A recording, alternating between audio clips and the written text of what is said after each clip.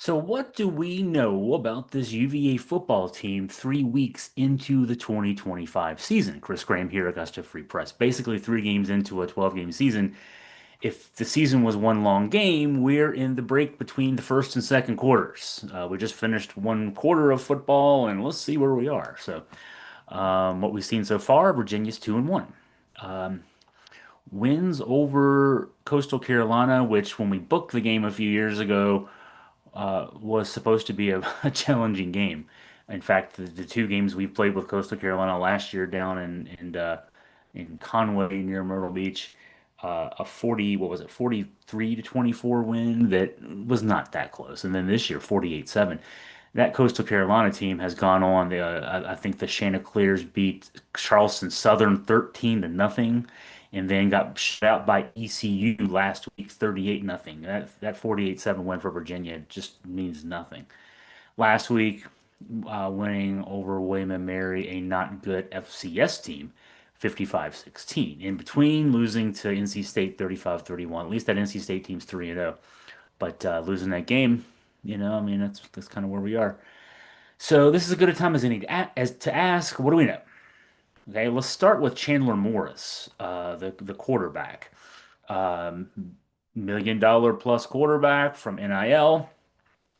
Came in with a pedigree, 3,774 yards, 31 touchdowns at North Texas last year. He played at TCU, Oklahoma, North Texas. I mean, he's in his sixth year of college, fourth school, making a lot of money. Said to be an NFL prospect. I don't think we've quite seen that yet.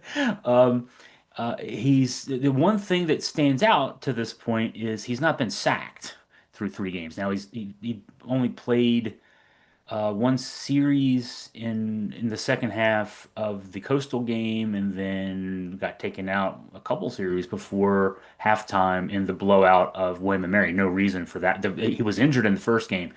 No reason in the second game other than it was already clear what was going on, and Tony Elliott and Des Kitchings wanted to get a look at Daniel Kalen, earlier in that game.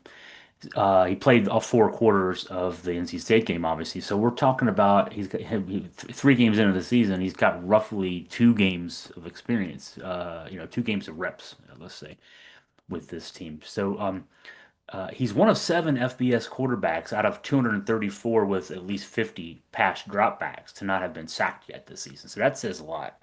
50, there's 234 guys, and he's one of 7 not to be sacked. I mean, some of that is obviously your offensive line, but some of it also is you. I mean, if you stand back there too long trying to pick who you want to throw to, that can, lead to, you know, self sacks. We saw a lot of that last year with Anthony Calandria. There is design to this too. I mean, the offensive game plans are emphasizing getting the ball out quickly to the point that Morris has only attempted 5 passes uh, over 20 yards through 3 games, 2 games really, but through 3 games. The bulk of his throws have been behind the line, 17 attempts within 10 yards, then 38 attempts, so 55 of his attempts are either behind the line or within 10 yards, and then intermediate, 28 attempts. So a lot of short stuff. Getting rid of the ball quickly will make it hard for opponents to get him on the ground. I mean, that's kind of obvious. Morris has been reasonably adept in the intermediate in the quick game. Let's start there. From Pro Football Focus numbers, he's 29-36 for 227 yards, um, and a 111.5 NFL rating on pass plays in which he gets rid of the ball in less than 2.5 seconds. So that's pretty much three-step drop, and you know where you're going with the ball. Basically, you're not really reading the defense. You're getting your first read and you're getting rid of the ball. And that ranks 58th among the 234 quarterbacks, again, with at least 50 pass dropbacks. So that's what, top 25% or so. Yeah, that's top 25%. So, I mean, if you're top 25% in the figure, yeah, that's pretty good, right? He's not been as good on the pass plays in which he gets rid of the ball in 2.5 seconds or more, unfortunately. 33 of 43, 443 yards, 2 TDs, 1 INT, 93.5 ranking. That ranks 91st among those quarterbacks with at least 50 dropbacks. So you're starting, I mean, you're still in the top third, but not as good. Um, you start to see some of the reasons why Morris is ranked 61st in FBS and pass efficiency. Um, when you're getting paid $1 million, you should be ranked higher than 61st. Um, he's not attacking downfield, so he's going to need to be more efficient in the intermediate game, that 10 to 19 range. And there are 48 FBS quarterbacks with at least 20 attempts in that 10 to 19 intermediate range. And he ranks 24th, so he's in the top half. I mean, suddenly we're going from top quarter to top third to top half. And now he could get some help there. He's had 10 incomplete passes in that range, and none of them are drops. So, got to get the receivers to help out there a little bit more. Now let's look at the running game, ground and pound. We've been hearing since the second half, at least, of the Mike London era about Virginia is going to finally get a running game.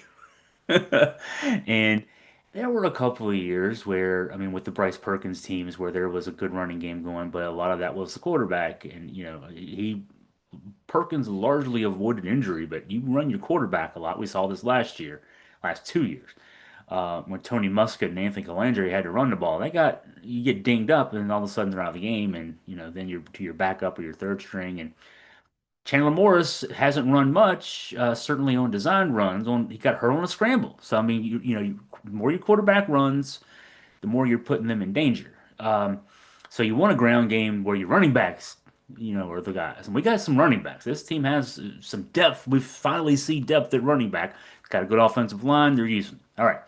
So, again, accounting for the fact that two of the three games were Coastal Carolina and William and Mary, this Virginia team still ranks eighth in FBS in rushing yards per game, 266.7 yards per game. I'm chuckling as I say that. That's an amazing number. Pro Football Focus grades UVA's run offense 17th nationally among the 136 FBS teams. So that's, top 11%, top 12%, somewhere in that range, right? And the run blocking ranks 30th. So, again, in the top quarter of the FBS. Bulk of the running has been done between the tackles. That's where that's where it's hard to run, and they're doing great. 88 attempts, 633 yards, 7.2 yards per attempt. I mean, if you can run up the middle, yeah, that's the way you do it. And one good thing about having the two blowout wins is that the O-line coach Terry Heffernan has been able to sub liberally. Um, the Virginia offense has logged 241 snaps so far this season, and the leader in snaps among the O linemen is right guard Drake Metcalf, who has 184 snaps, 76.3% of the snaps. So you're basically saving some bullets for later on in the season. You're getting and you're getting your backups work, which is doubly important. I would say the defense still a work in progress. I'll go back to the two blowouts of not very good teams. We've seen a lot of subbing on defense in the second halves of those two blowout wins. The game that was a loss at NC State, NC State scored 35 points and had 416 yards of offense. So, and that was a Jekyll and Hyde game as it was because in the first and third quarters, NC State was unstoppable, and the Virginia defense in the second and fourth quarters was the immovable object. We're going to still call it a wait and see kind of thing with the defense. The defense does get back Cam Robinson this week. The star linebacker is a difference maker, and we'll see how that impacts things with Stanford coming to town this weekend. Bad news, we still don't have a kicker. Will Bettridge was a top recruit, if you remember back in the class of 2022. It was kind of a coup to land the kid. And I just gotta say, the coaching staff has utterly failed to get him developed. He is 0 for 1 career on tries of 50 plus. He is 11 of 17 from 40 to 49. I broke that down. A reader wrote to say, how between 40 and 49, what are his numbers? And I had to go back through the game logs for 4 years. So that's not easy to do, but I did so. 6 of 9, 45 plus, and then 5 of 8, 40 to 45, right? So, um, you know, If that's the case, I mean, you can't rely on your kicker. We've already seen it this year. He missed a kick 47, I think it was, in the NC State game in the fourth quarter that would have made it a 1 point game. And you got to be able to get the ball to the 35-yard line and know you're going to score in this modern era of football, and it's just not there. It's just not there, unfortunately. So that's probably going to be something that bites this team as the season goes on. Hey, we got Stanford coming to town this Saturday night. Check out all of our coverage on Augusta Free Press. We've done at this stage that I'm recording this, we've done our first sort of overview look of Stanford.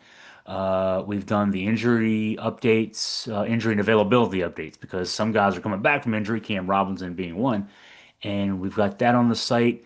And I'll have a couple of things coming up today and tomorrow, Thursday and Friday, with a more detailed look at Stanford and really looking at their defense in addition to that more detailed look. So that's all coming up.